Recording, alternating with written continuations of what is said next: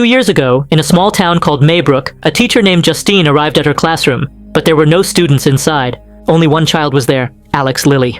The previous night, exactly at 2:17 a.m., Justine's other 17 students had all walked out of their homes and disappeared into the darkness. They were seen running with their hands stretched toward the sky. Many home security cameras recorded this strange event, and in the footage, it was clear that the kids left their homes on their own, but there was no sign of any kidnapper. The police kept questioning Alex and Justine again and again, asking every possible question, but neither of them knew anything. After that, the school remained closed for a whole month, and large search operations were conducted, but there were no results. When the school finally reopened, the whole town gathered for a meeting led by Principal Marcus. Almost everyone blamed Justine, saying that she must have done something to make the kids run away. Justine cried and tried to explain, "I love those children. How could I ever hurt them?" But the crowd started yelling and insulting her. When Marcus tried to calm things down, the people started calling him her partner in crime. The situation got so bad that a detective had to come and escort Justine out safely. After that, a broken Justine went to a store to buy a bottle of alcohol, because ever since that incident, she had been drinking constantly. Suddenly, she got a call from an unknown number. As soon as she picked it up, a creepy voice said, "We know what you did." Justine panicked and hung up immediately.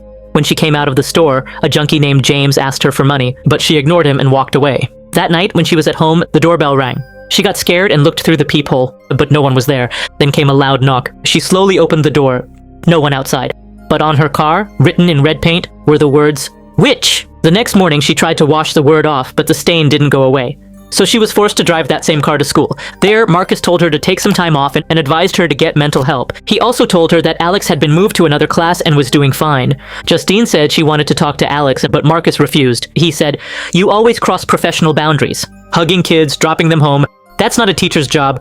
Heartbroken, Justine went back to her car and started crying loudly. Later, she went to the police station to report the vandalism and threat calls. There, she met her ex-boyfriend, Paul. Both exchanged a few awkward words in silence. That night, they met again at a bar. Paul showed concern for her, but Justine said, "I can handle it myself." Paul mentioned that he had separated from his wife. After some time, they both went to Justine's house and spent the night together. The next morning, Justine dropped Paul at his house and said, "The police aren't taking this case seriously."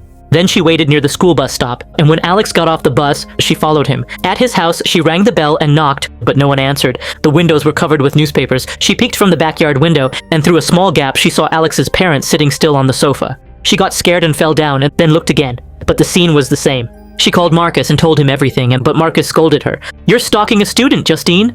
That evening at the grocery store, Paul's wife, Donna, suddenly attacked Justine. She yelled, "I know you were with my husband last night."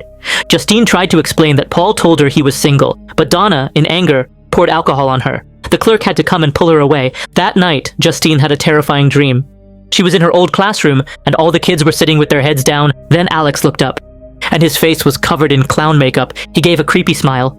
Justine screamed and woke up. She heard strange noises in the room. She looked around but saw nothing. She lay back down, and suddenly, on the ceiling, she saw a red-haired woman hanging upside down. She screamed, and within a second, the woman vanished. The next day, Justine waited for Alex near the school bus. She asked, "Are you okay?" Alex simply said, "Yes," and ran inside. Justine rang the bell again, knocked again, but no one came. She sat in her car, waiting for hours, and finally fell asleep. In the evening, someone approached her, and while she was sleeping, cut a lock of her hair. Meanwhile, Archer, whose son was also among the missing kids, had fallen into deep depression. He kept watching security footage day and night. He couldn't focus on work and went to the police station repeatedly asking for updates. Captain Loach told him, "There's still no new clue." Archer was sure that Justine knew something, but Loach said, "There's no evidence against her." In fact, during the school meeting, Archer was the first person to shout insults at Justine, and he was also the one who wrote "witch" on her car. Now he slept in his son's room. One night, he suddenly woke up and saw himself sleeping on the bed. He realized he was dreaming. Then, the door opened on its own. He went outside and saw his son running away. He ran after him. But moments later, he found himself back inside his house. He looked up and saw a glowing tower above his house with the number 217 written on it. He went to his son's bed and cried, "I'm sorry, son, I wasn't a good father." Then the child's face changed into the red-haired woman's face, and Archer woke up. The next morning, Archer remembered that tower he saw in the forest. He took out a map, drew a straight line from his house to the direction where Alex had run. Then he went to the homes of the other missing children, watched their camera footage, and noted each direction they ran toward. He connected all the lines and decided to go where they all met. On the way, he saw Justine at a gas station. He stopped and shouted at her. At that very moment, Justine noticed Marcus, the principal, running toward them, covered in blood, his arms stretched out just like the children's. He jumped on Justine, threw her to the ground, and started strangling her. Archer tried to stop him up, but Marcus punched him hard and knocked him down. Justine ran into the store and hid, while Marcus chased her inside. Archer got up and kicked Marcus from behind, but Marcus turned and grabbed him by the throat. A few days earlier, Paul was on night patrol. He saw James secretly doing something in an alley. His actions looked suspicious, so Paul quietly followed him. After a while, he saw James trying to break into a house. Paul shouted, "Hey, what are you doing there?" But as soon as James turned and saw him, he panicked and ran away. The chase begins. At first, Paul follows James in his car, but when the road ends, he has to leave the car and start running on foot. Paul catches James, throws him to the ground, and handcuffs him. James panics and says that he was only trying to get into his own house because he lost his key. When Paul searches his pockets, his finger accidentally gets pricked by a used needle. Angry, Paul punches James hard in the face. Then he rushes to his car, takes out the first aid kit, and notices that the dashcam has recorded the entire incident. Terrified, Paul realizes that this footage could get him into serious trouble. He quickly frees James and says, "Now we're even, but leave this town." Later at the police station, Loach tells Paul that everything will be fine as long as James doesn't file a complaint. That same night, Paul goes on a date with Justine. In the morning when he returns home, he finds that his wife Donna has come back earlier than expected.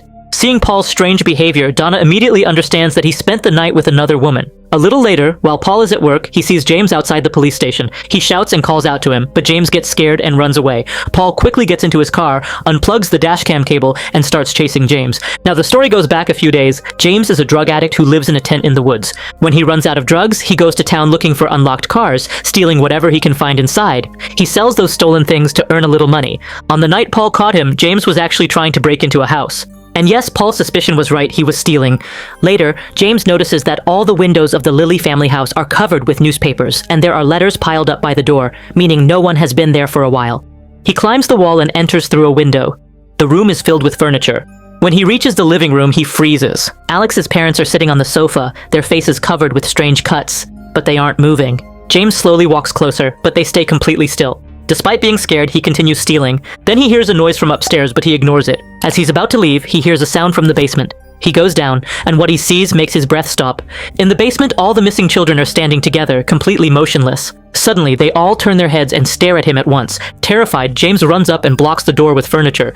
At that moment, Alex's parents stand up and start moving toward him. James runs and somehow escapes from the house. Later, while selling the stolen items at a pawn shop, he notices that there's a huge reward for information about the missing children. After getting some money, he buys drugs again and calls the police, saying that he knows where the children are. The police don't believe him at first, but they tell him that if he's telling the truth, he should come to the station to talk. When James is about to go there, Paul spots him and shouts to stop him. James gets scared and runs away, hiding in the forest. There, he sees a mysterious red-haired woman waving at him. Frightened, he hides in his tent. A few moments later, a shadow appears outside the tent. James attacks with his needles, but when he steps out, he realizes it's Paul. Angry, Paul drags him out and points a gun at him. Then James shouts, "I know where the kids are!" Paul immediately puts him in the car and drives in the direction James tells him. They reach the Lilly family house. James stays in the car and watches as Paul knocks on the door and someone invites him inside. Hours pass and night falls. Finally, Paul comes out, but his face looks different, like someone has taken control of his mind. He walks toward the car in a trance, grabs James, and roars loudly, not like a human, but like an animal. James screams for help, but no one hears him, and Paul drags him into the house. Now the story goes back once again. Marcus is in a supermarket when he gets a call from Justine. She tells him that she saw Alex's parents in a strange condition. Marcus assures her that he'll personally check on them. The next day, during a meeting, Alex's aunt Gladys arrives, the same red-haired woman. She says that Alex's parents are sick and can't leave the house. Marcus says that a welfare complaint has been filed, and he must speak to the children's legal guardians. Otherwise, he'll have to report it to the authorities. The very next day, Gladys shows up at Marcus's house. When she asks for water, she says, "Give it to me in a bowl." Then she asks if Marcus has spoken to the authorities. When Marcus says no, she takes out a ribbon stolen from his office and wraps it around a strange stick. Then she cuts her own finger and smears blood on it. Marcus's husband, Terry, comes to cover her wound with a cloth, but Gladys cuts a lock of his hair. Marcus picks up the phone to call the police, but Gladys rings a small bell, and Marcus's eyes go blank as if he's under hypnosis. His body starts trembling, and Gladys wraps Terry's hair around the same stick and snaps it in half. Suddenly, Marcus attacks Terry, choking him. Black liquid oozes from Marcus's mouth and drips onto Terry's face. Then Marcus smashes Terry's head against the wall again and again until Terry dies. After that, Gladys washes the stick, removes Terry's hair, wraps Justine's hair around it, and breaks it again. This gives Marcus a new command: to kill Justine. That's why, at the gas station, when Marcus runs into Justine and Archer, he attacks them like a maniac. After knocking Archer down, Marcus enters the store to chase Justine. Justine tries to hide in the employee's room, but the door is locked. At that moment, Marcus corners her. Right then, Archer grabs Marcus from behind and slams him against the fridge, and Justine takes the chance to run toward her car. Marcus follows her and breaks the window, but Justine manages to start the car and drive away. Marcus runs after the car. A few moments later, Archer comes out too and starts chasing him. On the road, another car hits Marcus, crushing his head. The woman driving the other car screams in horror. Later, at the hospital, Archer tells the police everything that happened. As he walks out, he sees Justine waiting outside. She thanks him for saving her life. Archer is now sure that Justine is innocent. He tells her that Marcus had been running away just like the other children, and he shows her a map. Justine immediately recognizes the marked spot. It's Alex's house. Then the story goes back to Alex's childhood. Alex was a very shy and lonely child. The kids at school thought he was strange and bullied him. His parents were cheerful and kind people. One day they told him that his sick aunt, Gladys, was coming to live with them. Gladys arrived at night. The next day, Alex peeked into her room. There he saw a red wig and a small tree with strange branches. Suddenly, Gladys woke up and caught him looking, so Alex quickly shut the door. After school, when Alex returned home, he found his parents sitting at the dining table in a weird, trance-like state. Their voices were cold and robotic.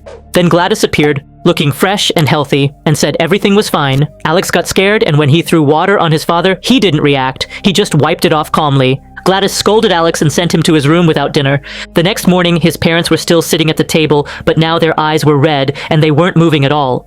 Gladys warned him not to tell anyone that she was staying there or something bad would happen. Then she broke a twig and held it above a bowl of water. Suddenly, Alex's parents picked up forks and started stabbing their own faces. When Gladys dipped the twig into the water, they finally stopped. Alex shook with fear. After that, he started obeying Gladys. Every day he went to school, came home, and fed his parents like lifeless dolls. One night, Gladys looked very sick and was vomiting. She said his parents couldn't heal her anymore. Now she needed items belonging to the children in Alex's class to recover. The next day, Alex sneaked into his classroom and stole all the name tags of his classmates. Justine saw him, but Alex lied, saying he had just forgotten something. That night, Gladys broke those name tags, dropped them into the bowl, spat in it, lit a match, and rang a small bell. At the same moment, all the children left their homes in their sleep and walked into Alex's house. To fool the police, Gladys put makeup on Alex's father's face and said he had suffered a stroke. The police suspected nothing. Then, to hide the children, she cut off their hair and sent them to live in the woods. Later on, Justine and Archer arrive at Alex's house. Inside, they see Paul and James, but the moment Justine steps on a salt line on the floor, James and Paul suddenly attack her. Justine tries to defend herself. She grabs a peeler and slices Paul's face, but he feels no pain. Meanwhile, upstairs, Alex is in his room trying to stop his parents, who now look like possessed ghosts, from coming after him. He runs into Gladys's room and grabs one of the tree branches. He cuts his hand and draws a mark with his blood, then ties one of Justine's hairs from her wig onto it. Downstairs, Justine shoots Paul, but he keeps standing until she finally shoots him in the head. Then she shoots James too. Archer is searching for his son when Gladys appears behind him and breaks his charm. Upstairs, Alex breaks the twig, and at that exact moment, all the children rush out of the basement and attack Gladys together. She runs out of the house, but the children chase her. The whole neighborhood watches as Gladys runs down the street with dozens of children chasing after her. Finally, one girl catches her, and the rest of the children jump on her, tearing her apart and killing her. As soon as Gladys dies, Archer and Alex's parents are freed from her spell. Justine goes upstairs and sees Alex hugging his parents, crying. Sometime later, Alex's parents are sent to a mental hospital, and Alex starts living with his other aunt.